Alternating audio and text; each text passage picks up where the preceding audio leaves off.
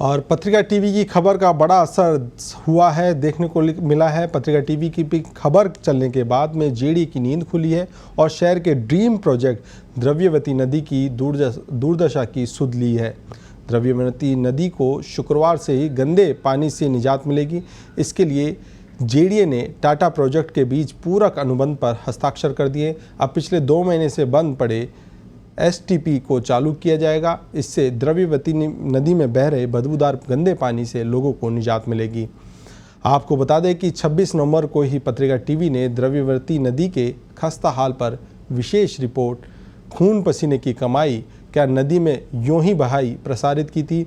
इसके बाद मंत्री खाद्य आपूर्ति मंत्री प्रताप सिंह भी दौरा करने पहुंचे थे और टीवी पर खबर चलने के बाद जिम्मेदार जागे, उन्होंने सुध ली। और निदेशक अभियांत्रिकी अजय गर्ग ने बताया कि कार्य के तहत द्रव्यवती नदी परियोजना के सभी एसटीपी सुचारू रूप से चालू किए जाएंगे और इसके साथ ही महारानी फार्म पुलिया, जनपद पुलिया, हसनपुरा पुलिया, आरपीए पुलिया की सफाई 2 दिसंबर से शुरू हो जाएगी। यानी कि कल से ये सफाई कार्य द्रव्यवती नदी में जो बदबूदार पानी है उसकी सफाई की जाएगी।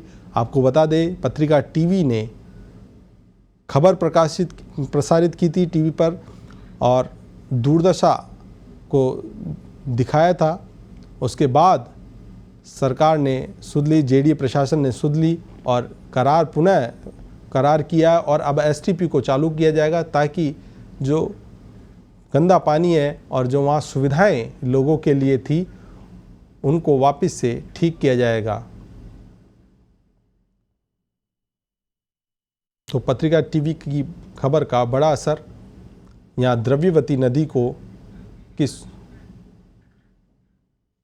और इस खबर पर ताज़ा अपडेट के लिए हमारे साथ हमारे सहयोगी गिरिराज हमारे साथ ऑनलाइन पर जुड़ गए हैं। गिरिराज, आपने द्रव्यवती योजना को लेकर रिपोर्ट प्रसारित की थी, उसके बाद जेडीए प्रशासन जागा है और अनुबंध की बात सामने आ रही है, कल से सफाई कार्य शुरू हो जाएगा। क्या लगता है, क्योंकि जिस तरह से सरकार बदलने के बाद ही द्रव्यवती जो प्रोजेक्ट है उस पर किसी ने सुध नहीं ली और जनता परेशान है। जी, द्रव्यवती प्रोजेक्ट जो है एक भाजपा सरकार का ड्रीम प्रोजेक्ट था। हालांकि जयपुर शहर की बात करें तो जयपुर शहर का जो एक गंदा नाला था, अमानी शाह का जो नाला था जिसे कहा जाता था, उसको एक नया स्वरूप देने के लिए बीजेपी जो गवर्नमेंट थी, पिछली गवर्नमेंट, उसका एक बड़ा प्रोजेक्ट था। हालांकि इसका काम भी हुआ और करीब 500 करोड़ की ये योजना थी, वो धरातल पर भी उतरी है।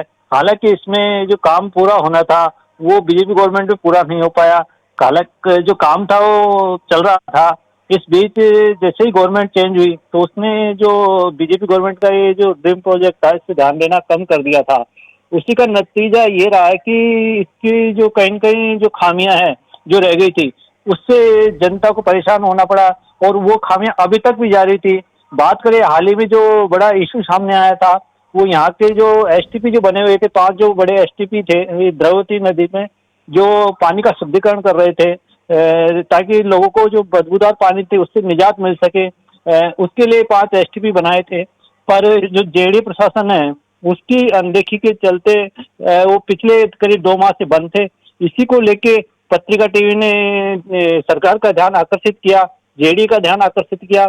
पत्रिका टीवी पे खबर प्रसारित होने के बाद जेडीए प्रशासन जागा है और जो अफसरों की है वो नींद खुली। जेडीसी ने इसको लेकर रिपोर्ट भी तलब की थी अधिकारियों से और इसमें क्या परेशानी सामने आ रही थी, अड़चन सामने आ रही थी, उसकी तय तक वो गए और इसके बाद उन्होंने आज एक बड़ा कदम उठाया है।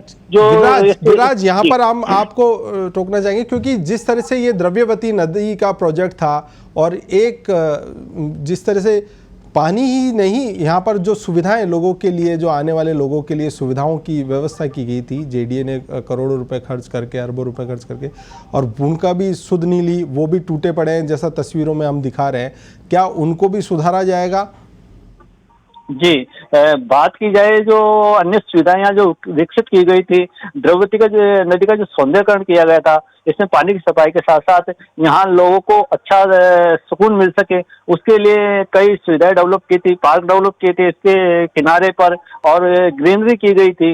हालांकि जेडीए अधिकारियों की अनदेखी के चलते वो भी दुर्दशा की शिकार हो गई थी, वो भी टूट चुकी थी। अब जो समझौता किया गया है उसमें कुछ इश्यू कोर्ट के आ रहे हैं।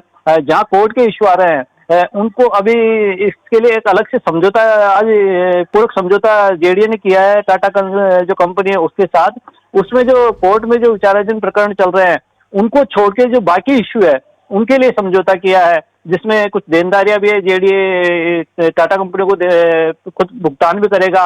उसी को लेके आज ये समझौता किया गया है। और उसमें जो एसटीपी, खासतौर से जो बड़ी हुई समस्या अभी जो आ रही थी वो एसटीपी की थी, उनको चालू करने के, हालांकि उसका काम कल से शुरू कर दिया जाएगा। जो एसटीपी बंद थे वो बिजली के बिल के चलते एसटीपी बंद थे, वो बिजली के बिल के भुगतान के लिए जेडीए ने आज सहमति जता दी है।